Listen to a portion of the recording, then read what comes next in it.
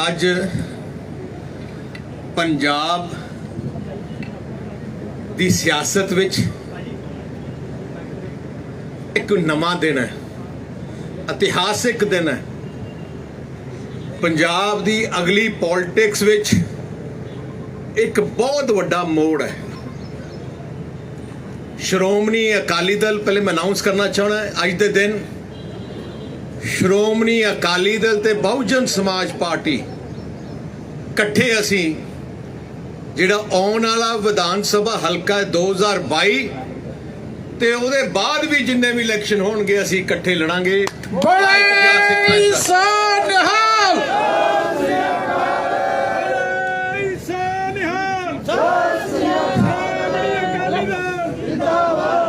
श्रोमणी अकाली दल का जो इतिहास है, मिश्रा जी ने मैं दसना चाहना कि इस साल साडी पार्टी दे 100 साल पूरे हो गए। देश की आज़ादी दे विच ते देश की आज़ादी दे बाद भी श्रोमणी अकाली दल ने सब तो वध कुर्बानियां शहादतां दित्तियां। देश की आज़ादी दे बाद हर गरीब दी, किसान दी, मजदूर दी लड़ाई विच साडी लीडरशिप ने 15-15, 16-16 साल जेलां कट्टियां। मैनू बड़ी खुशी है कि साहिब श्री कांशी राम जी जिन्होंने जो फाउंडर सी बहुजन समाज पार्टी दे, उन्होंने आ जिहड़ी मूवमेंट है गरीब दी मूवमेंट, जो सैक्शन दबाया जा रहा सी, कुचलिया जा रहा सी, उन्होंने इकट्ठे करके उन्हों की आवाज़ बन के, जिवें डॉक्टर अंबेडकर जी ने देश विच संविधान बना के राइट्स दिते, उवें साहिब श्री कांशी राम जी ने पूरे देश विच एक ऐजी मूवमेंट खड़ी की जिन्हों असी सलाम करना चाहते हैं। ते मैं अज सब तो पहले मैं बहन मायावती जी का धन्यवाद करना चाहना है, क्योंकि अलायंस होने विच, आ दो परिवार इकट्ठे जुड़न विच सब तो वड्डा योगदान मैं बहन मायावती जी का, जो उन्होंने मैं के जो गल्लां होइयां, विचारां होइयां, जिवें उन्हां दी सोच है, बड़ी क्लियर सोच है, फ्यूचरिस्टिक सोच है। ते मैं एज प्रेजिडेंट श्रोमणी अकाली दल उन्होंने मैं बधाई देना चाहना है, क्योंकि यह दोनों पार्टियां वास्ते एक इतिहासिक दिन है। दोनों पार्टियां की आइडियोलॉजी, सोच इक्को जी है। दोनों पार्टियां गरीब, किसान, मजदूर, जो जिन्हां लोकां नूं दबिया जांदा सी, कुचलिया जांदा सी, उन्हां दी लड़ाई, उन्हां दे हक्कां दी लड़ाई वास्ते आ दोनों पार्टियां लड़दियां रहियां।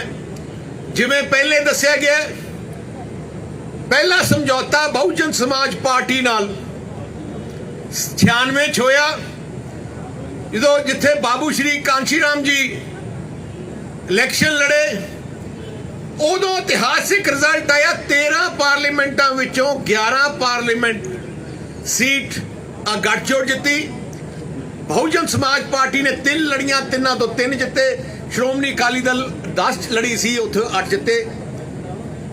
ते मैं कह सकता कि साडी पार्टी में जो विचारा शुरू होइयां कि अपना फ्यूचर कोर्स की है, साडी पार्टी में ग्राउंड लेवल वर्कर तो लैके ऊपर सोच सी कि आ दोनों पार्टियां नूं इकट्ठा होना चाहिए, क्योंकि दोनों पार्टियां दा मिशन इक्को एक है।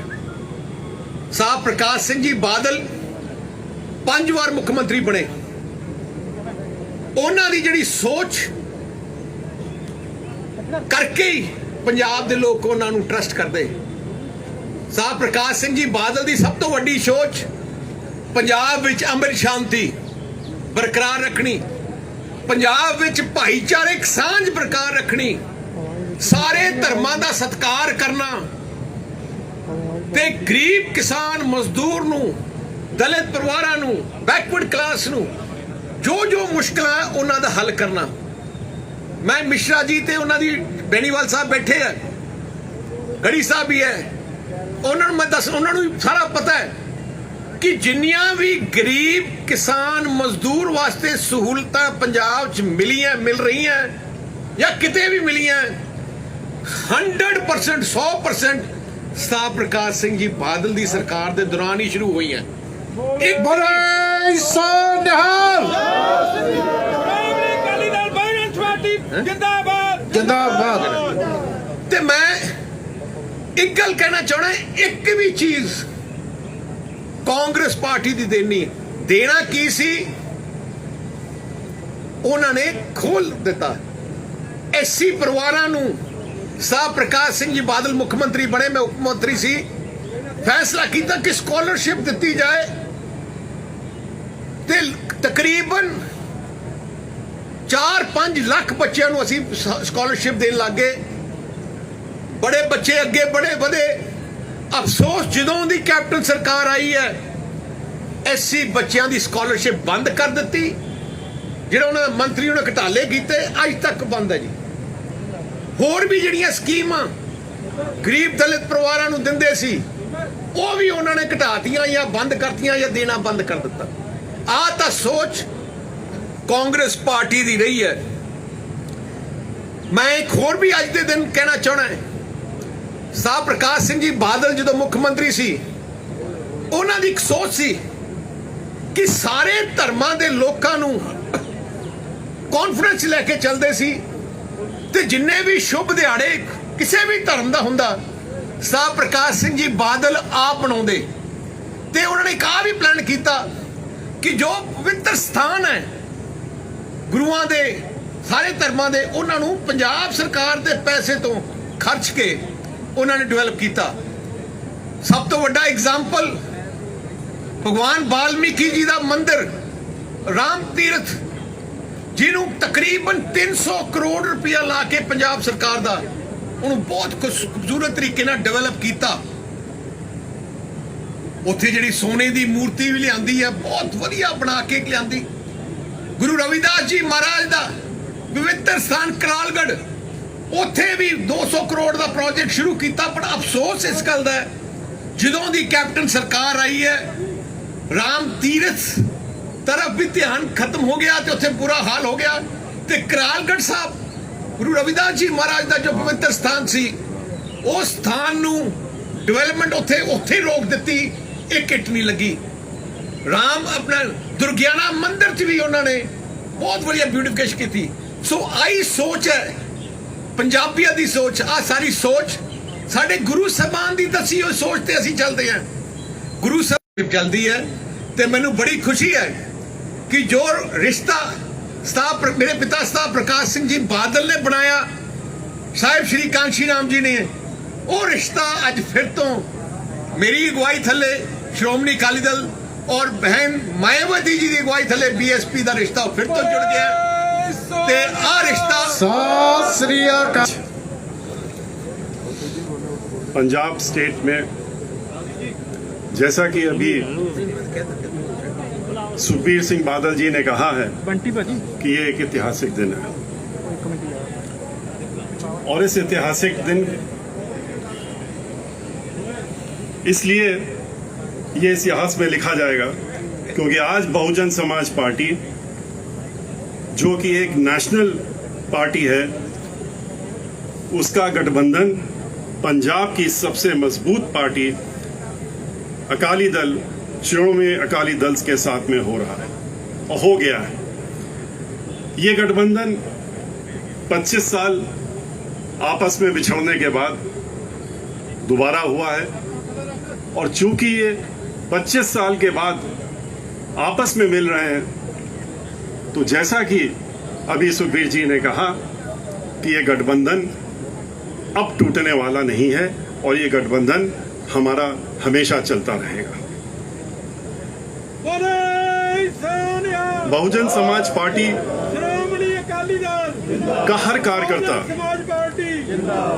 इस गठबंधन का तहे दिल से स्वागत कर रहा है क्योंकि बहुजन समाज पार्टी और शिरोमणि अकाली दल की सोच आप और उद्देश्य दोनों ही आपस में मिलते हैं। दोनों ही पार्टियां किसानों, दलितों, शोषितों, मजदूरों तरह दबे कुचले लोगों के हक और उत्थान के लिए लड़ाई लड़ती रहती हैं और लड़ती रहेंगी। बहुजन समाज पार्टी, जिसका गठबंधन सन 1984 में पंजाब प्रदेश में जन्मे मानवर श्री काशीराम जी द्वारा तथा माननीय सुश्री बहन मायावती जी के द्वारा, जो कि हमारी राष्ट्रीय अध्यक्ष हैं, किया गया था। पार्टी का गठन परम पूज्य डॉक्टर बाबा साहब भीमराव अंबेडकर जी, जो कि भारत के संविधान के रचयिता हैं और निर्माता हैं, के बताए हुए उद्देश्यों पे चलकर इस देश में सभी उपेक्षित वर्गों को उनका हक दिलाने और उनके अपने पैरों पर खड़ा होकर मांगने वाला नहीं बल्कि देने वाला समाज बनाने के उद्देश्य से किया गया था। आज का यह ऐतिहासिक गठबंधन इतना महत्वपूर्ण है कि इसके लिए सही माने में माननीय बहन मायावती जी, जो हमारी पार्टी की राष्ट्रीय अध्यक्ष हैं, वो स्वयं आना चाहती थी, लेकिन और इस गठबंधन की घोषणा में वो खुद रहना चाहती है, लेकिन कोरोना की वजह से और कोरोना में के अंतर्गत लगे जो रिस्ट्रिक्शंस हैं उसके तहत यहाँ पर, क्योंकि ये सभी को मालूम है, अगर बहन मायावती जी यहाँ आती तो हम लोग बहुजन समाज पार्टी के हजारों कार्यकर्ता जो पंजाब के हैं उनको यहाँ पर आने से रोक नहीं पाते, और कोरोना का उल्लंघन होना लाजमी था। इसलिए बहन मायावती जी ने इस ऐतिहासिक गठबंधन की घोषणा करने के लिए उन्होंने हमें यहाँ पर हमारे दोनों साथियों के साथ में श्री पंजाब स्टेट के जो हमारे पार्टी के कोऑर्डिनेटर हैं श्री रणधीर सिंह बेनीवाल जी, और पंजाब स्टेट के बहुजन समाज पार्टी के अध्यक्ष श्री जसवीर सिंह गढ़ी जी को अधिकृत किया कि हम लोग यहाँ पर आके इस गठबंधन को की घोषणा अपने भाई श्री सुखबीर सिंह बादल जी के साथ में मिलकर के यहाँ पर करने का काम करें। ये गठबंधन इसलिए भी ऐतिहासिक और खास है क्योंकि ये गठबंधन पंजाब प्रदेश में वर्तमान में चल रहे करप्शन और घोटालों से लिप्त कांग्रेस की सरकार, जो खास तौर पर किसान विरोधी एवं दलित विरोधी है, को हटाकर अपनी गठबंधन की सरकार श्री सुखबीर सिंह बादल जी के नेतृत्व में बनाकर इस प्रदेश के सभी किसानों, दलितों, सत श्री अकाल, सर्व समाज के गरीबों, मजलूमों, मजदूरों आदि की समस्याओं को दूर करते हुए समूचे पंजाब का विकास करते हुए, भ्रष्टाचार को खत्म करते हुए पंजाब के समस्त पंजाबियों को उनका हक और सम्मान दिलाने का काम करेगी। ये हमारा निश्चय और अटल निश्चय। अकाली दल और बहुजन समाज पार्टी के गठबंधन ने पहले भी पंजाब में इतिहास रचने का काम किया है, जैसा कि अभी आपको श्री सुखबीर सिंह बादल जी ने बताया। सन 1996 में के चुनाव में जब बहुजन समाज पार्टी और अकाली दल ने मिलकर के लोकसभा का चुनाव लड़ा था, तो आपको मालूम है कि 13 सीटों में 11 सीटें इस गठबंधन ने जीतने का काम किया था, और जो एक सीट बहुजन समाज पार्टी 4 जो जिसमें लड़ी थी हारी थी, और अकाली दल जिसमें एक में नहीं जीत सकी थी, बहुत ही थोड़े वोटों का अंतर था, वरना पूरा क्लीन स्वीप था। और अब की बार हमें पूरा विश्वास है कि जिस तरह की यहाँ पर सरकार चल रही है, उसको उखाड़ फेंकने का जुनून जो है लोगों के अंदर, उसके तहत में अब की बार की जो गठबंधन की सरकार होगी, जो गठबंधन चुनाव में लड़ेगा, वो अब की बार पूरा एक तरफ से क्लीन स्वीप करके और सरकार पूर्ण बहुमत से नहीं बल्कि बहुत अधिक सीटों के साथ बढ़ करके यहाँ पर सरकार बनाने का ये गठबंधन कार्य करेगा। बड़े सोनिहाल।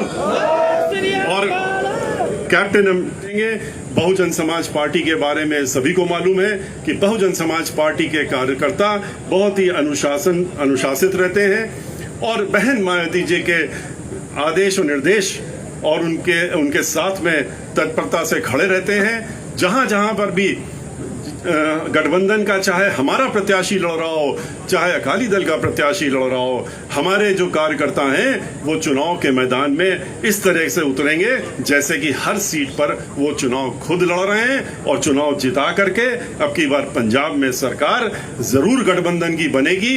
और जैसा कि शुरू में भी मैंने कहा, श्री सुखबीर सिंह बादल जी के नेतृत्व में ये सरकार बनेगी।